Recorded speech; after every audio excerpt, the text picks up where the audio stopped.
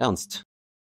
Well, the topic of Trump is actually very strange because everyone expected Biden to win, for the Democrats to win, and then suddenly a Republican wins, and they even wanted to remove him, right? And there was the first assassination attempt on him. Then, at the beginning of this year, there was, it turns out, the explosion of Musk's pickup truck, right? A few more assassination attempts on Trump seemed to be in preparation, but they were prevented. Well, in general, someone doesn't really want Trump to win, but nevertheless, he won. What do you think? First question, will he make it to the inauguration? That's the first. And the second question, the most important one. What do you think all of this was? All this with Trump. What is it? He will make it to the inauguration. I'm telling you this as an expert. Friends, our episode was released with a slight delay, but nevertheless, I want to show you proof that we filmed it before the president's inauguration. As you can see from the date on the video files. The inauguration will go quite successfully, but many of his promises will not be kept in the future. They will be somewhat, delayed and slightly altered. In principle, this is something he has already started doing. In my opinion, it was a kind of, PR campaign to strengthen his popularity. And I'll explain how I understood it. When the shot was fired, I used this little thing, this frame, to create a visualization for myself. Imagined the scene and tried to see if it really happened. That is, I imagined there was a person who had some animosity towards Trump, who wanted to destroy him, who wanted to stop him. And unfortunately, the frame showed that this was not the case. That is, when we set an intention, when we try to see some visualization, the frame spins quite quickly. When something doesn't match, something doesn't add up, the frame spins very, chaotically. That's how it was in this context. I always trust my frames. Therefore, if I don't know some information, I ask the higher worlds. Daniela, what do you think? It's hard to say. I haven't analyzed it. I'll say that right away. But I'll say this. That is, I'll speak from a political science perspective. Because yes, here I will rather be a political scientist than an esotericist. And this was definitely advantageous for Trump in this regard, right? I don't know how much of it was directly planned by Trump himself, but it worked in his favor. And in my opinion, this particular attempt significantly added to his political points, and largely thanks to it, among other things, he secured the position he did. Therefore, but in any case, as they say, whoa, he was all for it.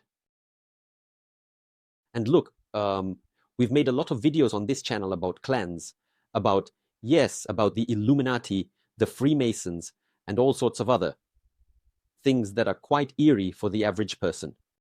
In your opinion, is this some kind of internal shadow struggle between clans? Is that right? Insider information. From you, is this a struggle between the Biden and Trump clans? Do they even have different clans or not? Or is it something else? Or is it some kind of show? No, such support. Support, of course, exists.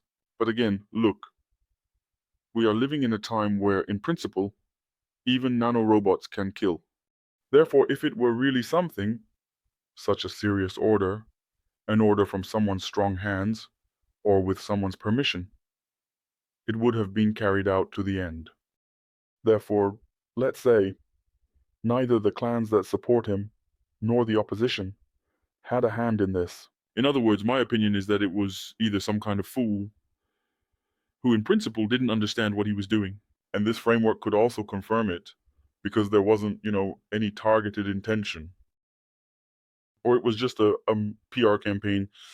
And it's even unclear whether there was really a hit to the ear and if Trump was injured in any case. My informational support showed that there was just some kind of, unplanned, chaotic move. More in detail, of course, You need to look at it, and if you're viewing it as an esoteric, you need to put together the whole picture and try to delve into it. Look from different angles, try to see who said what before. It's possible, but it requires an incredible amount of effort. It requires, let's say, a lot of time and a lot of energy. Both time and energy. Yes. Yes. Well, let's say from what I saw, there wasn't anything, conscious, planned, and something that was supposed to be completed. Because if it was supposed to be completed, it would have been completed, not a time when people leave things halfway. Therefore, Ernst, but here I'll interrupt you a little. Look, well, yes, this is about the shot itself. But specifically, if we talk about the elections as a whole, behind Trump and Biden, insider information from you, are there different clans? Or is it one clan? And is there really a confrontation between Republicans and Democrats at the level of this esoteric secret world government? no, no, no. No. Danila, listen, let's talk seriously. The world government that truly controls all the pawns, because essentially, a president, especially in America, is a pawn, not someone who can establish themselves for many years. So, let's say Trump tried to suggest that he would change things to stay longer, but nevertheless, those are just words. And the secret. Our world government still places its own people, that is, they just change. Yes, naturally, every person has their own point of view. They might do something differently than what is wanted, but they never have, a conflict of interest. It's just the characters that change. It's just the magazine cover that changes. And the owner of the magazine is always the same. Therefore, we cannot say that the clans are directly fighting each other. If that were the case, then in the country, there would be a civil war because the enormous sums of money these clans possess could directly lead to the next civil war in America. But you don't foresee a civil war in America in the coming years, right? I don't foresee a civil war. Firstly, I've started to calm down a bit with the help of all these systems that analyze people's behavior, trying to somehow understand what a person wants.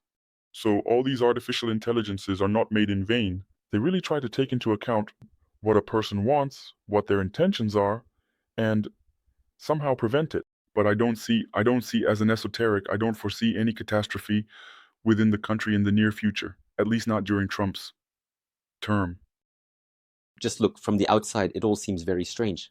Well, I mean, Biden has his own policy, for example, regarding Ukraine, regarding, well, I don't know, the Middle East, China, and other things, right?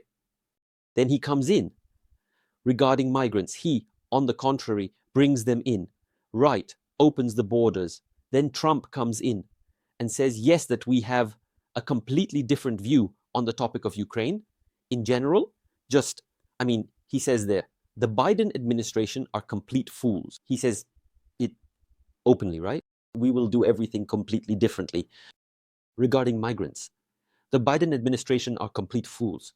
We will do everything completely differently. And even some guys I know, like Tom Hanks, as far as I remember, he was such a fan of Joe Biden that he said after Trump was elected, America has just gone downhill. I am leaving and I will never set foot in America again. From the outside, just based on the news, it feels like they have a strong confrontation of views, both in foreign and domestic policy. So do you think this is all just complete fiction? It's not fiction. No, it's not fiction. It's just that every person, or rather, every president has their own views on life. But, it's more like, so to speak, PR at the beginning to somehow stir up the audience that wasn't engaged. And when a person steps into their domain, they start doing what they're told. It's like a dog that's behind a fence, barking at you. But as soon as you open the gate, the barking stops and everything starts going according to protocol. Let's wait a couple of months. You'll see that no serious steps will be taken. Regarding Ukraine, what he promised, I can say that nothing will be done there. There will be some negotiations again, but for the war to end in one day, that's not within his competence, not in his power, and not in the interests of those. who support all this. And look, here I just want to bring back the question a little bit. Yes, you had, one could say, a direct connection to a certain secret government. Do you currently have any connection to it? There is no direct access, but of course contacts with people remain. But again, not with the government, with a certain clan that was part of this matter. That is, everyone has some kind of, like in an anthill, everyone has their own function and they perform it. And actually, well, at least my place in this regard was very, let's say, pawn-like. I was not in high positions, so I only knew what I was allowed to know. So in this regard, you cannot know everything that is happening. It is not disclosed. It is strictly prohibited. But did you leave it? No, well, officially I haven't left it, but physically I am not present in it right now. That is, I don't attend meetings. The only thing I do is pay, minimal dues to stay afloat so that I can join at any moment. But now, the situation is such that they try to convey everything in personal meetings. So if you want to be informed, you need to attend personal meetings rather than finding out everything through a newsletter. That is, we don't have such a thing, at least not here. All right. Well, in your opinion, just your personal view, what is the plan of the so-called world government, let's say, on a global scale for the politics of the coming years? So, knowing what you know, how would you predict the future, for example, over the next 5 years, that is until 2029, or maybe 2030? What should we expect in global politics?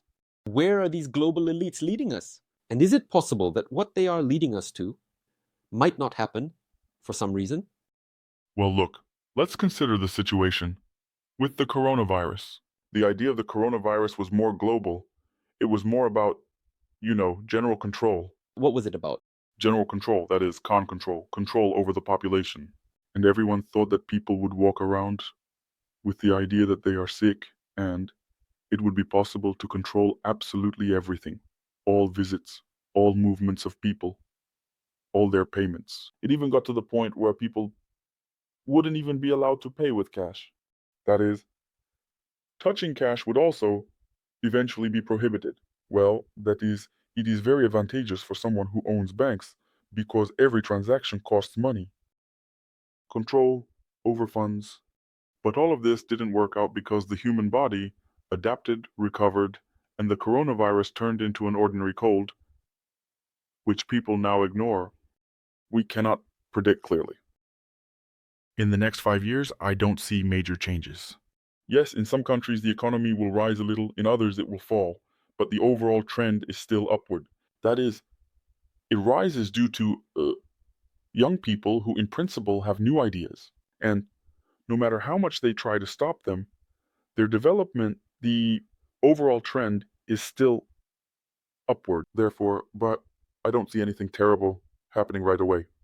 The only thing, of course, is that this situation with control, total surveillance, information about everyone will eventually tire people. And they will want some, freedom. And certain conflicts, certain clashes will begin. This will all still be local. That is, there will be nothing global. No machine uprisings in the next 5 years. The only thing is that in the next 5 years, there won't be, any huge leaps, like something suddenly happening. Yes, artificial intelligence is growing, developing, but not by leaps and bounds anymore. That is, we've kind of already made a leap, settled, and now begins a slow, let's say, evolution of artificial intelligence that will help us. As for the presidents, we'll live and see. But I don't see anything bad. That is in the next 5 years. For there to be some huge catastrophe on Earth, you can be at ease. I understand, yes. All right. Is there any global plan by the elites that you know of that can be shared for, say, the medium-term perspective, for example, for a century ahead, for 100 years, or 150 years? Is there a certain goal that we are being led towards, our society, our civilization, by that very world government? Or is there no clearly defined single goal? There is no clearly defined single goal. Because, after all, the government is not immortal. That is, new managers come in, new people come in, and each broom sweeps in its own way. There is no grand plan. Yes, there are some general directions, but they are constantly adjusted depending on people's moods. For example, let's say no one suspected that cryptocurrency would be created. Everyone thought that at most there would be stock exchanges, at most bank money, and at most cash, which could be easily controlled. Suddenly, in the middle or early 2000s, cryptocurrency appears, which essentially ruins all the plans of the world government. What do? They create something of their own and try to adjust the laws somehow. So, there is no such plan that proceeds like on rails. So, don't believe it if you read somewhere that there are records of plans for the next 100 years. They don't stick to them. Everything always varies depending on the situation. And that's great, because we can't plan that far ahead. But the global catastrophe we see on Earth, by the way, we can talk about that in the next videos. In the next video. And listen, the last question I think is definitely interesting. Many people, supporters of conspiracy theories, believe that in any case, the world government places its main bet on the United States as a state through which certain directives are issued for the whole world. In your opinion, do they continue to bet on America today? Or are they starting to consider other players in the global arena? Well, right now, there are very high stakes on China, and the world government is trying to get involved in China. But the ruling parties don't really allow this to happen. That is, there's a very strong Chinese wall there, a kind of firewall that blocks all these interventions. And it's particularly difficult to get involved there. They have their own ideology there. In America, it's simpler because, let's say, people were raised on the idea of capitalism, on the idea of the dominance of the dollar. And naturally, it's easier to manage with money. That's why, for now, America remains such a... And Russia? Russia, the Russian soul is hard to understand. The Russian soul is unpredictable. So they don't really try to place anything there. And everything is unclear here. That is, a Russian person is, like a bear. That is, he can be completely calm and then suddenly do something unexpected. That's why Russia isn't particularly prioritized, but it's not disregarded either, because it has enormous potential, vast resources, and very intelligent people, as practice shows. Therefore, if you're talking about influence that can be quickly exerted, it's certainly Europe and America. But again, Europe is, more conservative, whereas in America, any idea can be quickly executed. We see this in business, and we see this with new brands. That is, everything originates there, and it grows very quickly. People have, a quick response, which, for example, is not present in other countries. Therefore, as you said, America is now the place, a sort of Klondike, where you can inject new ideas and quickly implement them. Ernst, thank you. It was very interesting, and most importantly, yes, not according to conspiracy theorists. I mean, we didn't hear any horrific details about, about bloody sacrifices and the takeover by reptilians of the whole world. Right. But it is very close to the truth. It is exactly how I see the world.